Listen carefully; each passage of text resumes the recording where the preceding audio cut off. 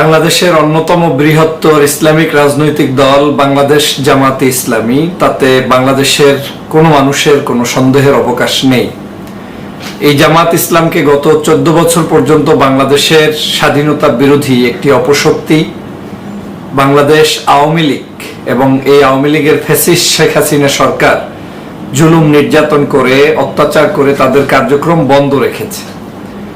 তাদের নেতাকর্মীদেরকে ফাঁসির কাস্টে ঝুলিয়েছে, বিনা বিচারে বিনা কারণে বিভিন্ন অপবাদ দিয়ে এই রাজনৈতিক দলের হাজার হাজার নেতাকর্মীকে জেলবন্দি করেছে, রাতের বেলা গুম করেছে, খুন করেছে।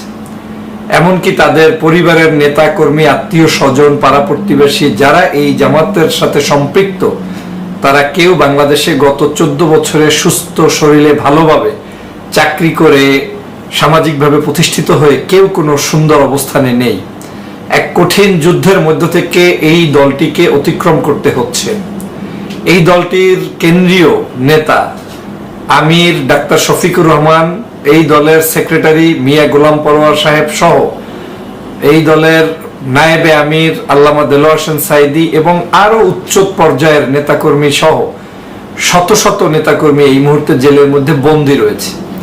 কিন্তু দলটি তাদের সগৌরবে ঐতিহ্যগতভাবে তাদের আন্দোলন সংগ্রাম কার্যক্রমে এক চুল পরিমাণ পিছপা দেয়নি বা হয়নি, বা ভবিষ্যতে হবে বলে আমার কাছে মনে হচ্ছে না। কারণ জামাত ইসলামের যত বড় বড় বিপদ, সেগুলো তারা স্বাধীনতা পরবর্তী সময় থেকে আজ পর্যন্ত আস্তে আস্তে আস্তে আস্তে করে এই সকল বিপদগুলোকে কিন্তু ডিঙ্গিয়ে তারপরে এই জায়গায় আসতে হচ্ছে।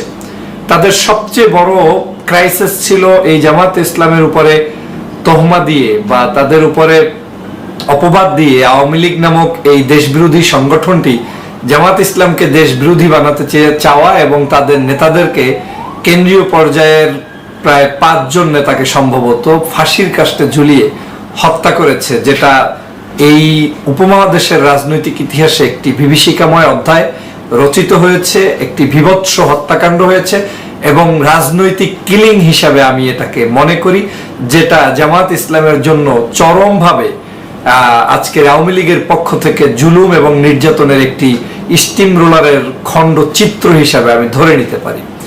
কিন্তু এই জামাত ইসলামের কেন্দ্রীয় যত নেতারাই নিহত হয়েছেন, তাদের রক্তের বিনিময়ে তারা কোনো বদলা না নিয়ে বরঞ্চ এই রক্তকে পুঁজি করে জামাত ইসলামের এই শাহাদাতের তামান্নাকে সাথে নিয়ে তাদের নেতাকর্মীরা আমার কাছে মনে হচ্ছে যে আরো দিন দিন সুশৃঙ্খল সুসংগঠিত হচ্ছে এবং সংগঠিত হয়ে তারা বাংলাদেশের মানুষের জন্য কাজ করে যাচ্ছে এবং স্বউদ্যোগে তারা তাদের এই দলটিকে আরো বিস্তার করানোর জন্য সামাজিক, রাজনৈতিক এবং ধর্মীয় বিভিন্ন বিষয়গুলোকে গুরুত্ব দিয়ে তারা প্রতিষ্ঠা লাভ করতে চলেছেন। জামাত ইসলামের সবচেয়ে ভালো দিকটা গত 14 বছরে দেখেছি যে শত জুলুম নির্যাতনের পরেও বাংলাদেশের যে কোনো ক্রাইসিসে তারা মানুষের কল্যাণে, জনগণের কল্যাণে রাজপথে নেমে এসেছেন, মানুষের পাশে দাঁড়িয়েছেন, সাহায্য সহযোগিতা করেছেন। বিশেষ করে বর্তমান যে আমির, যিনি জেলের মধ্যে রয়েছেন, ডাক্তার শফিকুর রহমান সাহেবের প্রশংসা না করলে বা তার সত্য কথাটাকে স্বীকার না করলে একজন মুমিন হিসেবে দায়িত্ব পালন করা হবে না। আমার ছোট্ট রাজনৈতিক অভিজ্ঞতায় আমি দেখেছি উনি এতটাই অমায়িক, মিশুক এবং ভদ্র সজ্জন, সকল ধর্মপেশার মানুষের প্রতি শ্রদ্ধাশীল এবং বিরোধী দল থেকে শুরু করে সরকারি দল সবার প্রতি তার ভিন্ন স্টাইলে রাজনৈতিক শব্দচয়ন, বক্তব্য, আলোচনা এবং সহযোগিতার মাত্রা জামাত ইসলামকে নতুন করে আজকের দেশের মানদণ্ডে নতুন সিপাহ সালার হিসেবে তৈরি করে দিচ্ছে, যেটা এই তাদের জুলুম নির্যাতনের উপরে উঠে এসে এই মুহূর্তে কল্পনা করা খুব কঠিন ছিল। কিন্তু জামাত ইসলামের এই নেতৃত্ব আজকের বাংলাদেশের মানুষের দারগোড়ায় এমন ভাবে পৌঁছেছে যে হিন্দু, মুসলিম, বৌদ্ধ, খ্রিস্টানও যখন যেখানে বিপদে পড়েছে, কেউ খাদ্য অভাবে ভুগছে, কারো বাড়িতে মানে আগুন লেগেছে, কারো মিল কারখানা ধ্বংস হয়েছে, নৌকা ডুবি হয়েছে, লঞ্চ ডুবি হয়েছে, সেখানে কিন্তু সর্বাগ্রে জামাত ইসলাম গিয়ে উপস্থিত হয়েছে। আমি এই কথাগুলো মানে ভূমিকাতে এজন্যই বলেছি যে এই জামাত ইসলাম সম্ভবত 5ই জুন বাংলাদেশের সবচেয়ে বড় আরেকটি কাজ তারা হাতে নিয়েছে, সেটা হচ্ছে আন্দোলনের মাঠে নতুন করে তারা নামতে যাচ্ছে।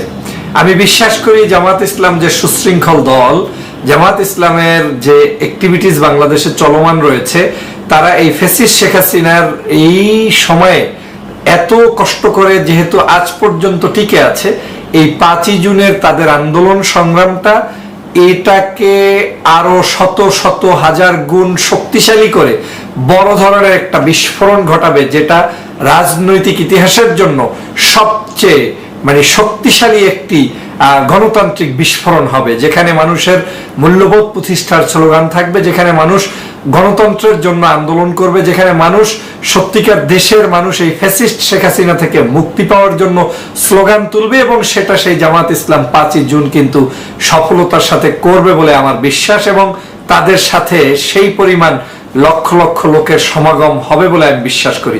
আমি এও বিশ্বাস করি আওয়ামী লীগের পালস যেহেতু দুর্বল হয়ে গিয়েছে, তাদের যেহেতু ক্ষমতার জায়গাটা নড়বড়ে হয়ে গিয়েছে, এবং তারা যেহেতু এখন জামাত ইসলামকে কোনো অবস্থায় অপদস্থ অপমান করে রাজনৈতিক কার্যক্রম বন্ধ করতে পারবে না, এবং সেটার নজির কিন্তু ইতিমধ্যে স্থাপিত হয়েছে যে জামাতের নেতারা যখন অনুমোদন আনতে যায় তখন কিন্তু তাদেরকে পুলিশ বাধ্য হয়ে গ্রেপ্তার করেও ছেড়ে দিতে বাধ্য হয়েছে, এবং পরবর্তীতে স্বরাষ্ট্রমন্ত্রী কামাল সাহেব কিন্তু বলেছেন যে তারা অনুমোদন সহ বিভিন্ন প্রোগ্রাম করতে পারবে, যেহেতু নিবন্ধন নেই তাই পুলিশের অনুমোদন নেওয়া বাঞ্ছনীয়। তো এই বক্তব্য থেকে প্রমাণ হয় জামাত তার ধৈর্য, বুদ্ধিমত্তা, জ্ঞান, দীপ্ত কর্ম পরিকল্পনার মধ্য থেকে তারা আজকে এগিয়ে চলেছে, এগিয়ে যাচ্ছে, এগিয়ে যাবে, এবং সরকারের এই সকল নীল নকশা মূলত ভেস্তে গিয়েছে। হয়তো কিছু মানুষের জীবন শেষ হয়েছে, হয়তো জামাতের অনেক নেতাকর্মী তাদের পঙ্গুত্ব বরণ করেছে, জীবন শেষ হয়েছে, এডুকেশন শেষ হয়েছে, কিন্তু এই জামাতের মতো একটি সুশৃঙ্খল দলকে আওয়ামী লীগ যেভাবে চেয়েছিল মাটির সাথে লুটিয়ে দেবে, সেটা কিন্তু পারেনি, ভবিষ্যতে পারবে বলে আমার বিন্দুমাত্র ধারণা নেই, কনফিডেন্স নেই। আমি বিশ্বাস করি যে জামাত ইসলাম তাদের সগৌরবে বাংলাদেশের মানুষের মুক্তির মিছিলে তারা নেতৃত্ব দিবে, এবং নেতৃত্ব সহযোগী সংগঠন হিসাবে জনগণের কল্যাণেই পাশে থাকবে, এবং সেই প্রত্যাশা করছি জামাতের আগামী 5ই জুনের সমাবেশের সফলতা কামনা করছি। সবাইকে ধন্যবাদ। আসসালামু আলাইকুম ওয়া রাহমাতুল্লাহি ওয়া বারাকাতুহু। বিএনপির সাথে আলোচনায় বসতে চায় বাংলাদেশ আওয়ামী লীগ, কথাটি জানিয়েছেন বাংলাদেশ আওয়ামী লীগের অন্যতম সিনিয়র নেতা, উপদেষ্টা মণ্ডলীর সদস্য জনাব আলহাজ আমির হোসেন আমু এমপি।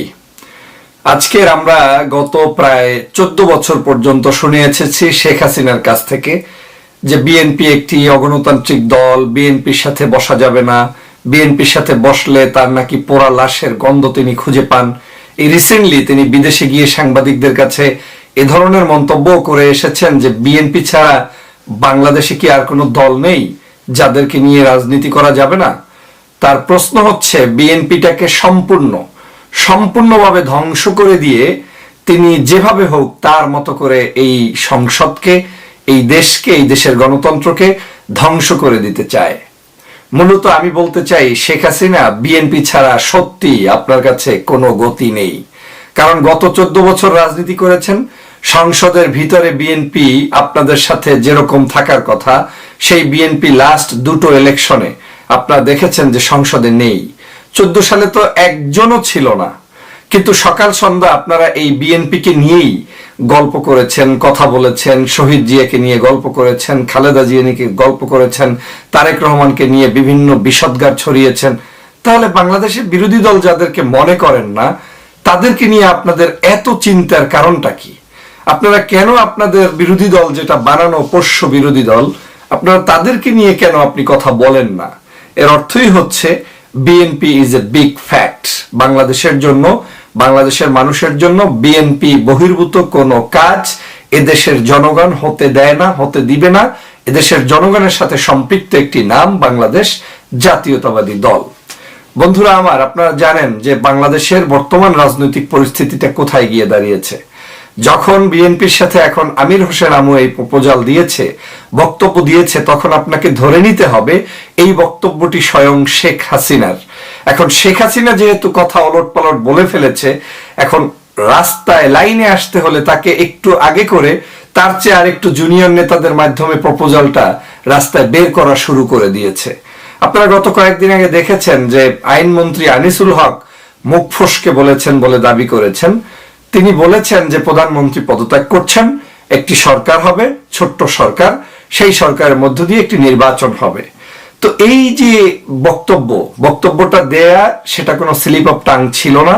কারণ স্লিপ অফ টাং হয় কোনো একটা ছোট্ট শব্দ, আমি বলতে চেয়েছি মা, হয়ে গিয়েছে বাবা, অথবা বলতে চেয়েছি ব্রাদার, হয়ে গিয়েছে ব্রাদার ইন ল। এই ধরনের শব্দ চয়নগুলোতে ভুল হয়। কিন্তু হোল সেন্টেন্স, মানে তিনি 1 মিনিট বক্তব্য রেখেছেন বা 2 মিনিট রেখেছেন, পুরোটাই তিনি খুলে মেলে বলে দিয়েছেন যে শেখ হাসিনা এভাবে এভাবে এভাবে রাষ্ট্র ক্ষমতা ছাড়বে, এইভাবে তিনি পদত্যাগ করবেন। এই বিবৃতির পরেও কিন্তু আমাদের দেশের আওয়ামী লীগ এটাকে অস্বীকার করার রাজনীতি করেছে। মূলত বাস্তব চিত্র হচ্ছে ওদের ভিতরে যেটা, সেটা ওরা প্রকাশ করতেও এখন ভয় পাচ্ছে। ওদের কোনো উপায় নেই। বিএনপিকে বাদ দিয়ে, বিএনপি ছাড়া আগামী নির্বাচনে যাওয়ার কোনো রাস্তা এই আওয়ামী লীগের হাতে নেই বিধায় এখন তারা যা ইচ্ছা তাই বকাবকি শুরু করেছে, যখন যেটা পাচ্ছে সেটাই বলছে। নিশ্চয়ই আপনাদের মনে আছে, গত কয়েক মাস আগে বাংলাদেশ আওয়ামী লীগ বলেছিল যে আমেরিকা আমাদের বন্ধুপ্রতিম দেশ, আমেরিকা আমাদের সহযোগিতা করে, আমরা আমেরিকার পাশে আছি, আমরা আমেরিকার সাথেই আছি, আমেরিকা আমাদের নিষেধাজ্ঞা তুলে নেবে, রাইট? এই কথা বলার কত মাস পরে রিসেন্টলি যখন আমেরিকা থেকে ভিসা নীতির উপরে নিষেধাজ্ঞা আরোপ করা হয়েছে, যে নতুন করে যে ভিসা নীতি প্রণয়ন করা হয়েছে, আওয়ামী লীগ এটাকে কিন্তু শুরুর দিকে ওয়েলকামও করেছে যে এটা বিএনপির জন্য করা হয়েছে, বিএনপির নেতাকর্মীরা নাকি বাংলাদেশের গণতন্ত্রের জন্য বিশাল বাধা, অতএব তাদেরকে গ্রেপ্তার করার জন্য, তাদের ভিসা বাদ দেওয়ার জন্য আমেরিকা এটা করেছে। এখন আওয়ামী লীগের সেই বুদ্ধিজীবী সব পলায়ন করেছে, একজনও কিন্তু নাই। এখন কিন্তু সেই ভিসা নীতি আওয়ামী লীগের উপরে বর্তাবে বিধায়ী শেখ হাসিনা বলেছেন, আটলান্টিক মহাসাগর পাড়ি দিয়ে আমার আমেরিকায় যাওয়ার কোনো প্রয়োজন নাই, আমরা এই দেশে থাকবো অথবা ভিন্ন অন্য আরো দেশ আছে সেখানে যাব, আমেরিকার সাথে আমাদের কাজটা কি? অথচ তিনি তার সন্তান কিন্তু আমেরিকায় রাখছে, তার স্ত্রী রাখছে, সেটা ভিন্ন বিতর্ক। আজকে এই জয় পরিবার, শেখ পরিবার, শেখ হাসিনা পরিবারের 1-2 জন সদস্য ছাড়া সবার কিন্তু বিবাহ হয়েছে বিদেশের মাটিতে এবং বিদেশেই তারা থাকে। এই দেশে তাদের কোনো ঠিকানা বলতেও নাই, নাগরিকত্ব আছে বল তাও আমার সন্দেহ। তো সেই জায়গা থেকে আজকে তারা সেই আমেরিকার মতো জায়গায় তার স্ত্রী সন্তান রেখেও, পুত্রবধূকে রেখেও, পুত্র সন্তান নাতি রেখেও আজকে কিন্তু তিনি এখন সেই আমেরিকার বিরুদ্ধাচরণ করছে। কেন করছে? এই ভিসা নীতিটা তার গালের উপরে নতুন ছোট্ট করে একটি একেবারে রাজনৈতিক ভাষায় আজকে তাদেরকে একটু চটপাকাত করেছে। আওয়ামী লীগের এই রাজনীতিটাকে একটু ছোট্ট করে মায়ের দিয়ে দিয়েছে আমেরিকা। আপনারা জানেন যে আমেরিকা সহ বিভিন্ন রাষ্ট্রদূতরা বিএনপির কার্যালয়ে আসছে, কিংবা বিএনপি তাদের মানে সিনিয়রদেরকে নিয়ে তাদের সাথে সাক্ষাৎ করছেন, তারা ইনভাইটেশন করছে বিদায়, সেখানে তারা গণতন্ত্র নিয়ে আলোচনা করছেন। তো জাপানের রাষ্ট্রদূত গত কয়েক মাস আগে একটি মন্তব্য করেছিলেন যে রাতের বেলা ভোট হয়েছে, পৃথিবীর ইতিহাসে কখনোই শোনে নাই। খুব মন খারাপ করেছিল আওয়ামী লীগ। হাম্বিতাম্বি করে সেই কথাটা যে আসলে সঠিক নয় প্রমাণ করার জন্য শেখ হাসিনা গিয়েছিলেন জাপানে। তো জাপানে গিয়ে টাকা পয়সা খরচ করে একটা ওখানে লাল গালিচা লেচেটেছে কোন রকম একটা সংবর্ধনা নেওয়ার চেষ্টা করেছে, যেটা তাদের কোনো অফিসিয়াল ওয়েবসাইটে প্রকাশ হয়নি, কিন্তু সেইটা তারা সেখানে কিন্তু করেছে।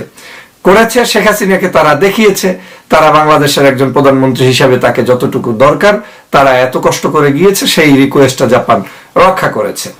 কিন্তু জাপানের কাছ থেকে শেখ হাসিনা মনে করেছিল এই বোধহয় আমি জাপানেরকে আবার ক্রয় করতে পারছি, জাপান আমাকে সাপোর্ট দিয়ে চলবে।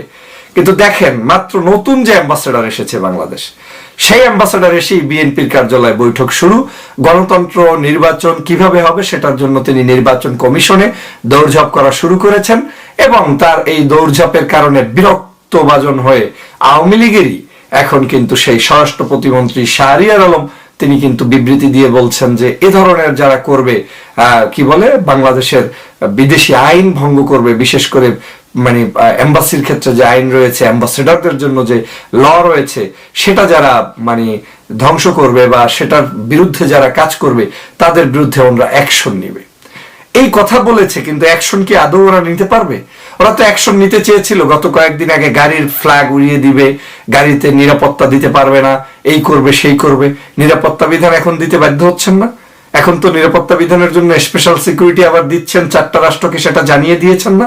এরকম করেই ওরা পিছু হটছে, ওরা পিছু হটবে। আওয়ামী লীগ শুরু থেকে শেষ পর্যন্ত একটি ধান্দাবাজ দল, যারা চেষ্টা করবে সব সময় চুরি করে, ডাকাতি করে, প্রতারণা করে জনগণের সাথে ক্ষমতায় থাকার জন্য। কিন্তু যখন আর পারবে না, তখন তারা সর্বোচ্চ ভেষবিষা ধরে একটু ভিন্ন ওয়েতে প্লে করার চেষ্টা করছে। এই যে আমির হোসেন আমু এই কথা বলছে, এই যে শেখ হাসিনা বলছে, এই যে শেখ হাসিনার আশেপাশে সঙ্গপঙ্গরা এক একজন এক একদিন এক এক কথা বলছে, প্রত্যেকটা কথার মধ্যে শানে নজুল আপনাকে বুঝতে হবে। ওরা আপনাকে টেস্ট করছে, ওরা জনগণের কাছে জনগণেরকে ধোকা দিতে চাচ্ছে, ওরা জনগণের এই অধিকার থেকে বঞ্চিত করার জন্য এখন পর্যন্ত সর্বোচ্চ রোল প্লে এটা করছে। তবে বাস্তব সত্য কথা হচ্ছে, আওয়ামী লীগের জন্য পৃথিবীটা ছোট্ট হয়ে আসছে। এখন আর সেই আগের পৃথিবী আওয়ামী লীগের জন্য নেই। এখন আর বিএনপিকে বাদ দিয়ে ক্ষমতা, নির্বাচন, পাওয়ারে যাওয়ার স্বপ্ন কোনোদিন সফল হবে না। বিশ্বব্যাপী সহ সবাই দেখেছে যে বাংলাদেশ জাতীয়তাবাদী দলের সমর্থন কি আর আওয়ামী লীগের সমর্থন কি। এদেশে একজন হিজড়ার সাথে আওয়ামী লীগ ঠগে, এদেশে ভিন্ন নিজের দলেরই পদত্যাগ হওয়া নেতাদের কাছে তারা ঠগে। এদেশের এমন কোনো ব্যক্তি নেই, নায়ক, নায়িকা, চিত্রনায়িকা, নৌকার বিপক্ষে যে দাঁড়ায় সেই যেতে নৌকা ঠগে। এর অর্থ হচ্ছে যে বড় দল বিএনপি ছাড়াই নৌকা কিন্তু অন্যদের সাথেও হারে। তার নৌকার অবস্থানটা বাংলাদেশে কোথায়? কোথাও তাদের সত্যিকার সেই জায়গাটা নেই। আজ সেজন্য এই বক্তব্যগুলো আমাদেরকে অনুধাবন করতে হবে যে আজ আওয়ামী লীগ কি আমাদেরকে ছাড়া কিচ্ছু করতে পারবে? কিচ্ছু করতে পারবে না। সাহসের সাথে সামনে কয়েকটি দিন পথ চলতে হবে। বাংলাদেশের ওই অবৈধ ফ্যাসিস্ট সরকারের এই পদত্যাগ নিশ্চিত হবে। আমি বারবার বলেছি শেখ হাসিনা পদত্যাগ করবে করবে করবে, এবং এটা আজও বলছি, শেখ হাসিনা পদত্যাগ করবে।